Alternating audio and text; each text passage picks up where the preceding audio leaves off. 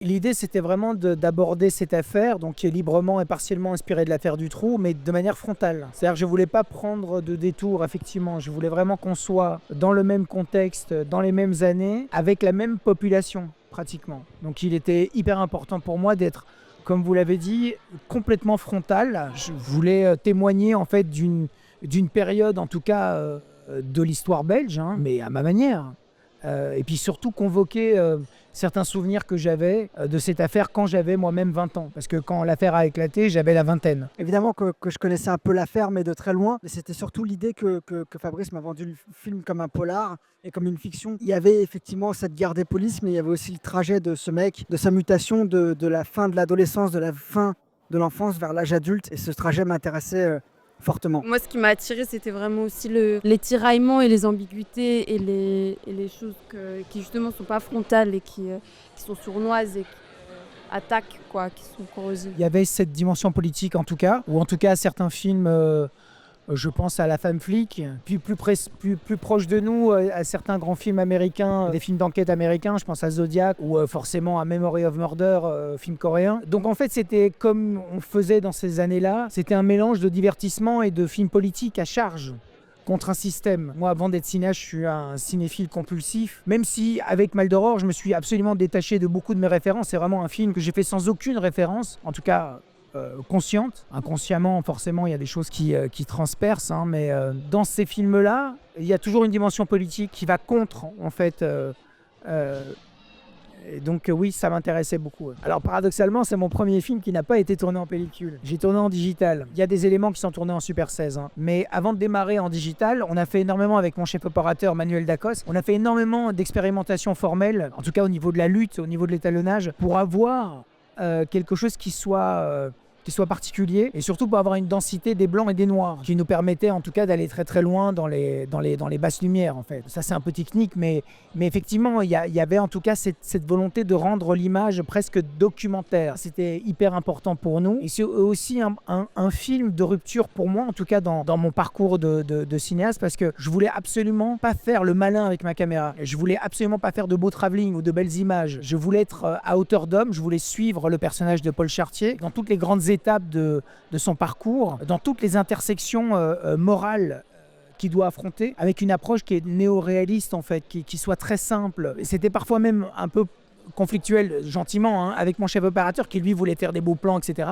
Et moi je voulais pas, je voulais absolument pas faire le poseur avec ma caméra. C'est la responsabilité quand vous vous attaquez à un sujet comme ça, quand vous avez la chance de recevoir un scénario comme ça, avec un passionné de cinéma. Fabrice le dit, avant d'être un metteur en scène, c'est un maniaque des films, il va tout le temps en salle et c'est une chance pour Alexis, pour Alba. Non mais c'est vrai, pour moi en premier, d'avoir quelqu'un qui pose les yeux sur vous, qui vous dit bah, je vais vous filmer. Ce truc-là était une grande chance. Après oui, c'est la responsabilité d'endosser un rôle comme ça, d'un mec qui fait un trajet incroyablement long et intense et qui va cultiver la noirceur tout le film. En fait, moi, j'ai souvenir sur le tournage que toutes les 3 scènes, Fabrice me disait bon, alors là, attention, c'est vraiment un point important dans son trajet à lui. Il y a vraiment une rupture, il y a un avant et un après. Et je me disais putain, tous les 3 scènes, il me dit ça, quoi. Et voilà, c'est pour dire vraiment à quel point le personnage descend très très bas et c'est un cadeau pour un interprète de recevoir un scénario comme ça. Il y a toujours la dualité. Moi, il y a le personnage de la maman de Roberto qui s'appelle Madame Santos, qui dit on n'échappe pas à son sang. Et il y a toujours cette dualité tout le film entre on n'échappe pas à son sang et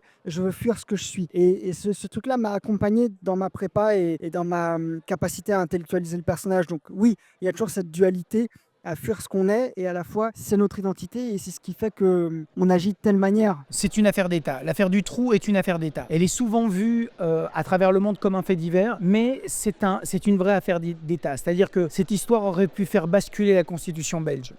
Vraiment. Et la deuxième chose, je ne suis que la somme des films que j'ai vus. C'est-à-dire que j'ai grandi en voyant des films d'exploitation à une époque où c'était encore de la vraie exploitation. Il y avait un sentiment d'interdit. Donc c'est sûr que le choc que j'ai eu, moi, adolescent, devant Massacre à la tronçonneuse de Tobe Hooper, je ne m'en suis pas remis. D'ailleurs, le film est dédié à Tobe Hooper. Enfin, il est remercié de manière très forte. Donc effectivement, ça irrigue beaucoup de choses dans mon parcours de cinéaste. Je ne me suis pas remis de l'approche viscérale du premier film de Tobe Hooper. Je pense que c'est toujours quelque chose que je cherche à reparcourir dans mon travail de cinéaste. Mais ici, avec une conscience et une maturité peut-être un peu plus accrue, j'avais envie d'approcher et d'avoir la bonne justesse, mais pour rendre, non pas hommage, mais simplement d'être moi-même par rapport à la somme des films que j'avais vus. Effectivement, moi je viens du film d'exploitation,